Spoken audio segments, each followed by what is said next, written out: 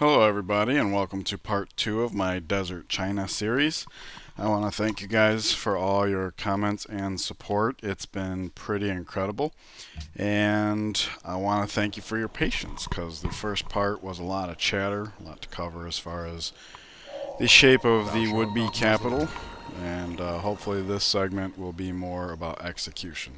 So this is really good news because our settlers started right here, which with strategic balance on means that we could have been moving away from horses down here. Turns out the horses are up here. So that's pretty good, and it's even better because we have a worker coming in right now, and now he can develop that instead of the cattle.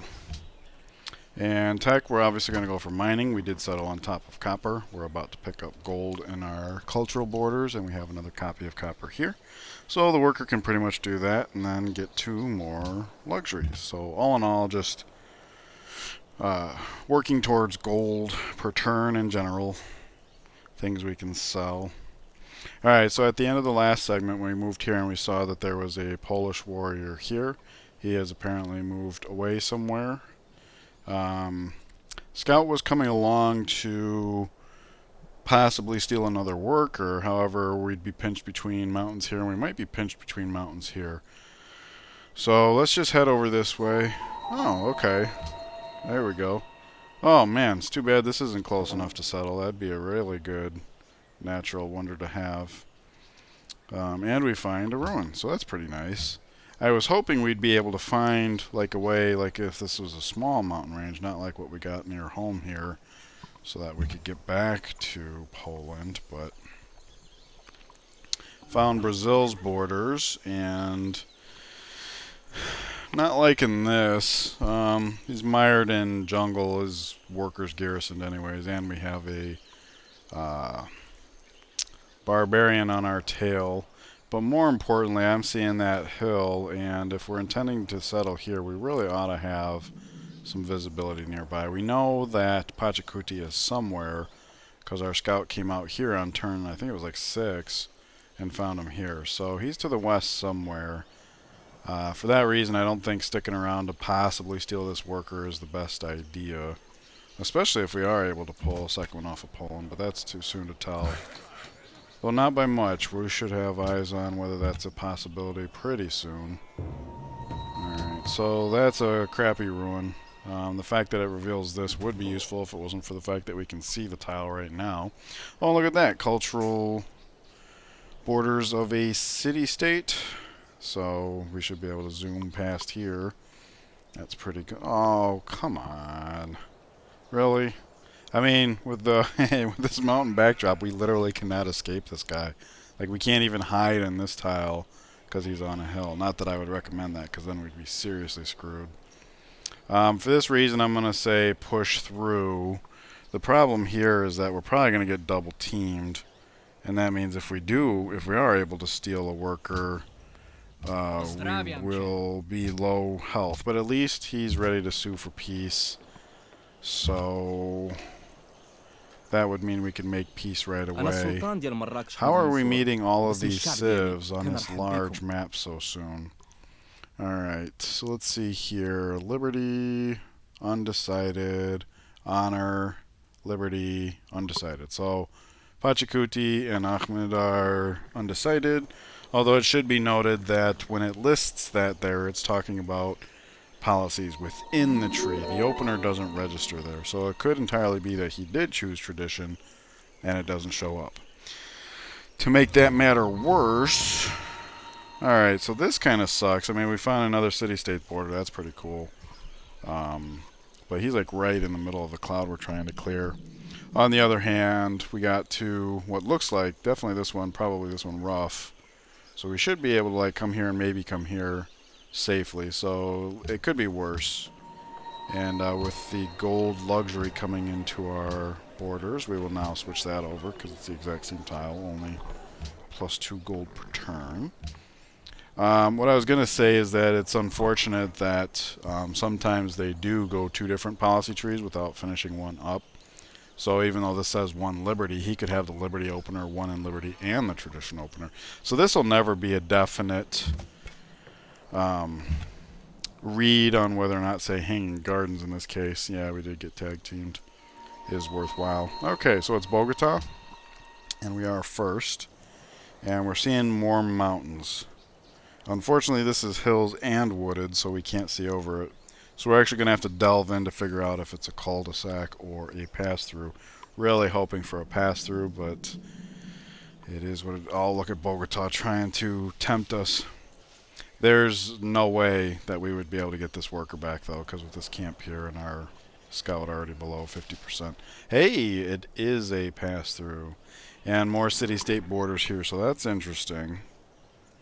Because we'd want to meet them. This is an unfortunate arrangement here, because it would have been nice to end here, because we'd be invisible to him, and then we could like step up here, get good visibility, and then possibly swoop in on his worker.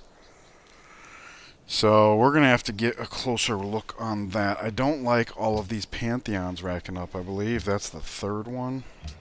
No, that's the second one. Okay. Alright. I don't know what I was thinking, but still the point stands. Obviously each one that is taken means we have to get 10 more faith just to be able to pick one. So right now it would take us 3 turns instead of 2. And the next one will be on 1 more turn. Anyways, settler's coming out next turn, so I'm thinking like here. And that means the warrior can move here, and then if the settler finds danger, he can couple up. Otherwise, he can surge ahead and kind of lead the way, clear the path, be a blocker football style, if I understand correctly. And if I don't, I'm just basing it off of Die Hard 3. I don't actually know such things. Okay. Alright. So, yeah, no, we have to trespass for a turn, but that's okay. But it does look safe to keep going, at least for now. Hey, more ruins this late in the game. Far out. Alrighty. Oh, that's not good at all. Luckily, it's an archer, so we'll be able to cut him down pretty quick. I forget, does Oligarchy also buff it when it's not garrisoned? No. Okay. For some reason, I thought that it did. Okay. Well, settler's done being built, so let's go ahead and repair our tiles. It's only temporary, though. We're going to finish up this warrior and probably go right into another settler. I'll say again, it is kind of a bad thing that we're building settlers at only 3 pop, especially with our production potential in the capital. It keeps your science down. You know, you can't grow while you're building a settler, so that continues to keep your science down. Luckily, this wonder has science on it, so like right now, that would be a 33% increase in our science. That would help make up for the fact that we're building not 1 but 2 settlers a little on the early side. But we do this to seize this early to guarantee a pantheon, and then that pantheon will enhance that tile. And since we have another national wonder, that speeding this one kind of pays for itself because the happiness pays for itself. The science kind of sort of makes up for the lack of growth here. And then, of course, one with nature would add another 4 faith. So we'd be well on our way to getting a religion. That's why we're rushing it like this. Okay, so I am seeing borders here, which means if we come here and there is a worker there, we might be able to capture it. I normally wouldn't do this, but knowing that he's oh, look at that, so good. Knowing that, I was going to say knowing that he's ready for peace makes this worthwhile. Now the problem is we know he'll withdraw the worker, but we don't know whether military will, you know, emerge, because he can see that we're here. If not, then we can meet the city-state, come back, and then when he moves back on that tile, assuming no military joins him. Why are we not passing? Okay, yeah, alright. 2 tiles and undefended, yeah. So assuming a military doesn't come along. Another civ. Okay, so he's piety. Ahmed went piety, and Pachacuti is still undecided. Okay, so he retreated and no military emerged. That's real good. And that means we should be able to, whoops, I'll go ahead and tell him to do this again because that's the way it's going to go.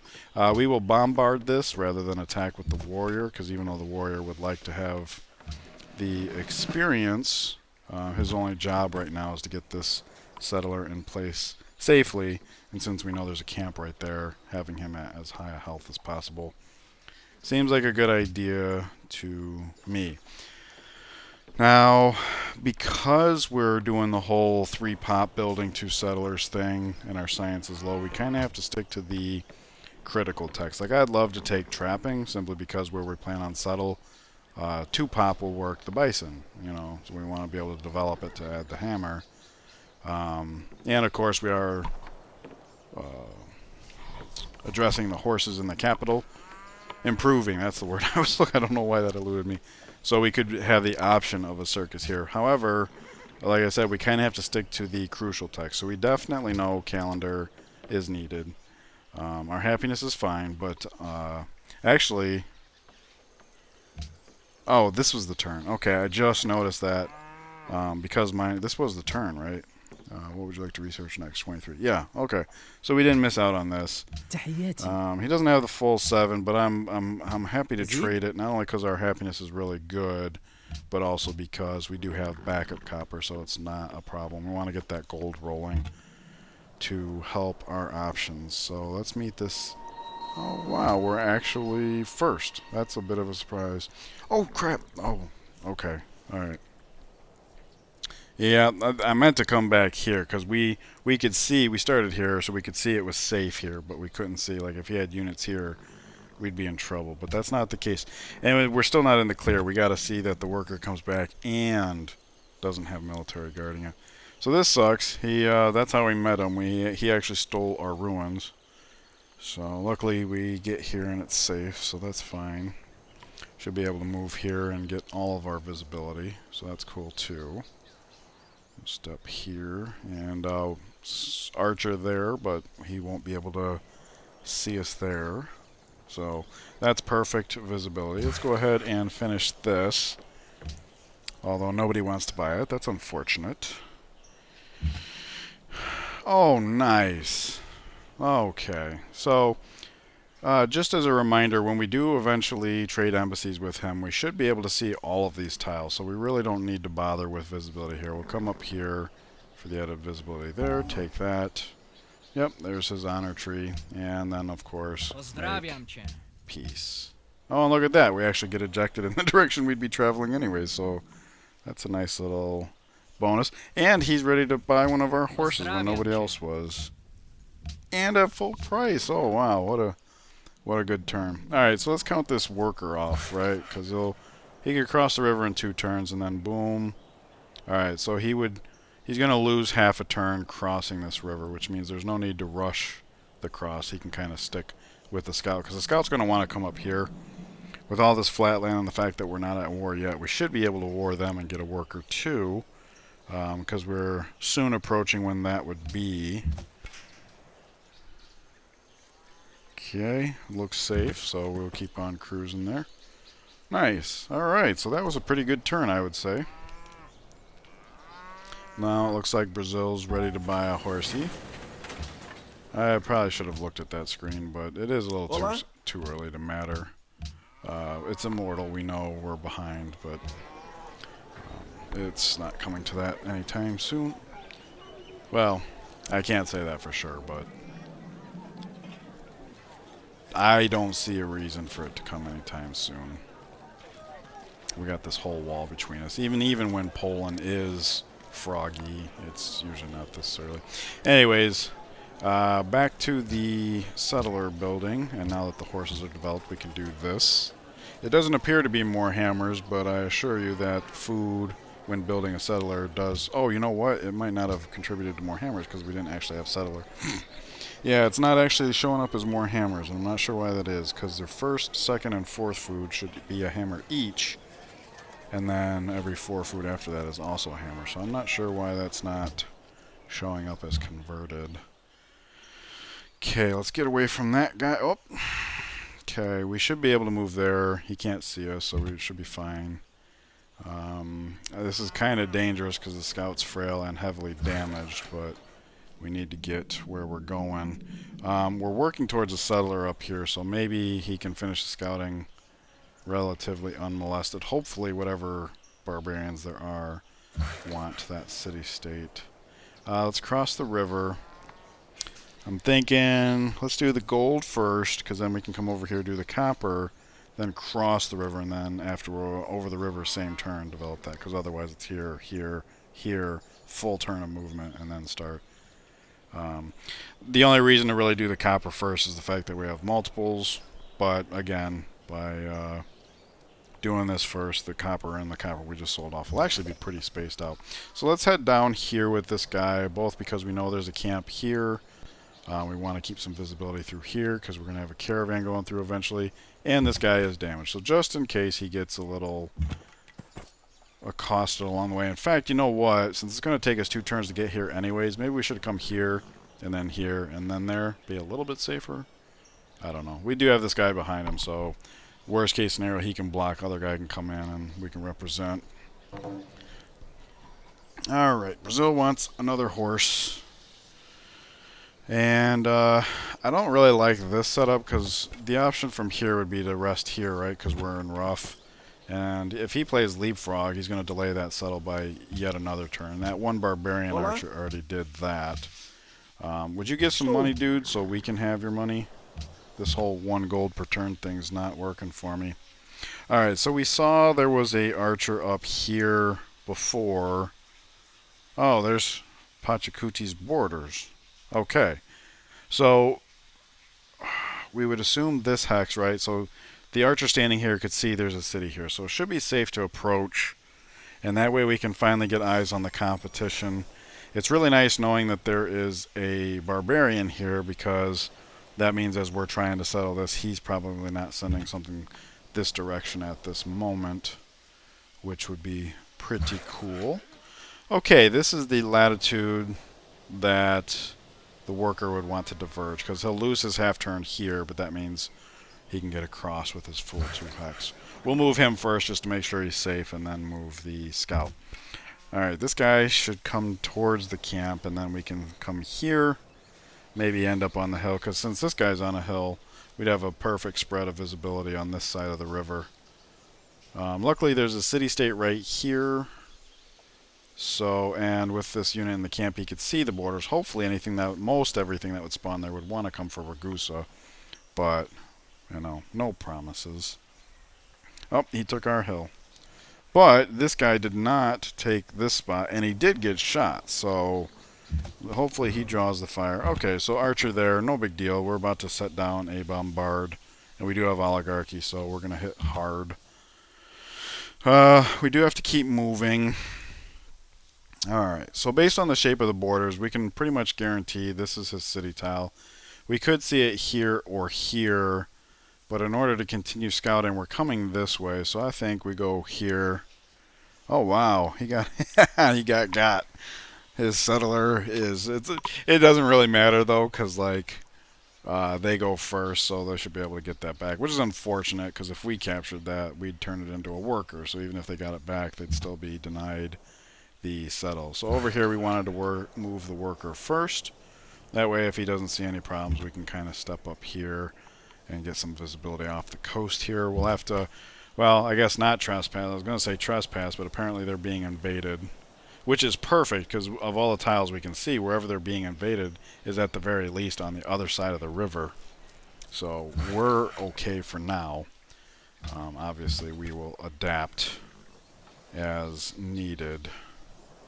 So I do kind of want that hill, but let's come over here. This gives us a good spread, a better spread of visibility for the moment, and does get us closer over here, although I don't think that's going to matter.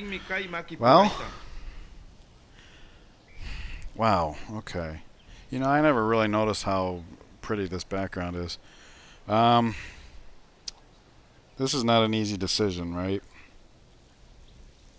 If the barbarians haven't stolen a worker, it'd be really nice to steal a worker from them. We do have one coming over from Poland, and maybe one from Sidon as well. So we don't need an Incan worker. It would be nice. We pretty much can't count on that settler because we have every reason to believe he's going to just recollect it right now anyways. And unfortunately, we can't see that from the screen one way or the other. Um, the city we're about to settle is not going to be defensible. Against barbarians, yes, but not against his civ.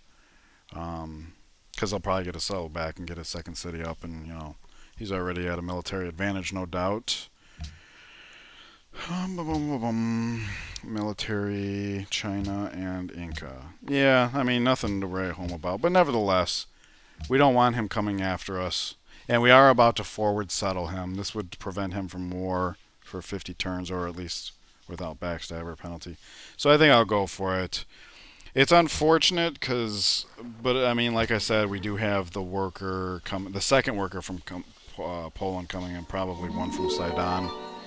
So obviously that doesn't help all the way over here, but we'll get there. So I think that was a good decision. Unfortunately, another Pantheon was chosen, so that's one more turn after we settle that we're going to have to deal with that. On the upshot, though, is we settle this turn, so let us do that now. So as long as no other Pantheons are settled in 4 turns, we'll be fine. Okay, we'll start with the granary, just because the city will always have one citizen working in non-food tiles, so we need that. But also because the city's secondary function is to feed the capital, so can't do that without a granary. So we'll use this opportunity to heal this guy up. We can take down the guy in the camp. If we clear the camp, then this guy will just occupy it, and we can clear it while we continue to heal this guy. So over here we finally get our hill, which is good. And over here, there's no... Oh, I wonder what happened. They would have killed... There's no way they ignored the archer, right? Are you kidding me? Okay, so 3 warriors here, they bombard the archer and they'd be like, oh, let's heal up our units. Like any barbarian civilian, you just plain take it, right? You grab it, it's free. But no, they want, and look, they're fully healed, so they were only missing like 10. Oh my goodness. Don't mind if I do. So look at that. Oh my gosh, I'm so glad I accepted that declaration of friendship, because really the only reason not to was with the intentions of warring them to take a worker, since this settle is a bit far from the capital. It's actually closer to their capital. Wow. Alright. So yeah, the logistics of getting it to Shanghai is going to be just a little bit of a delay, but between the bombard and this warrior, like, we got this.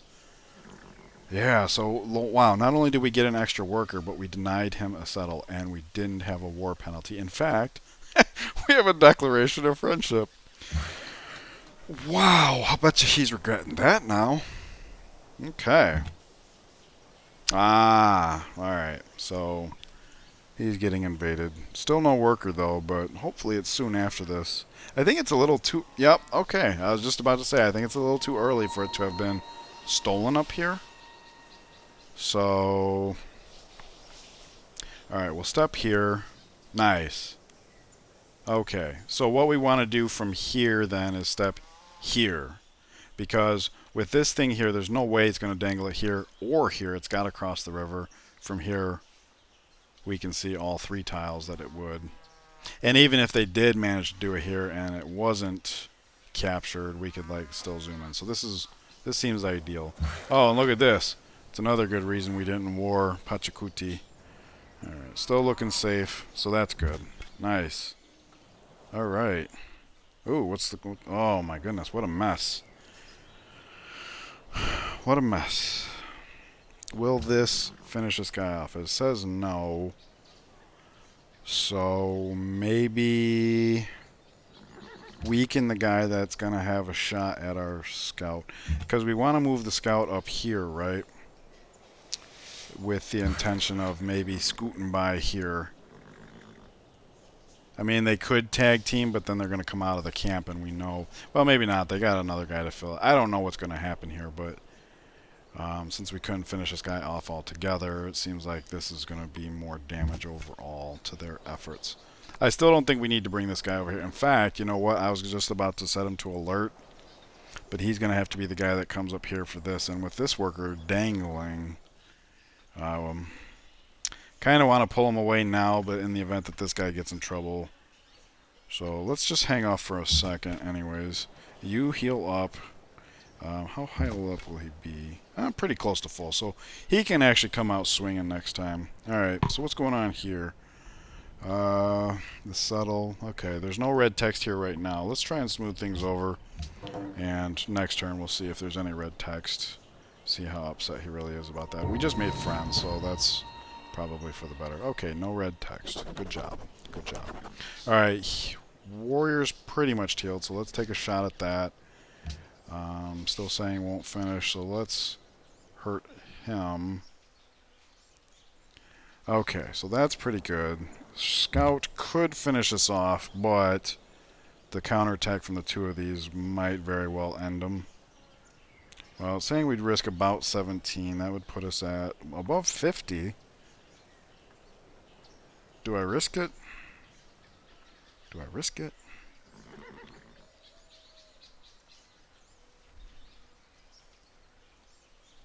No.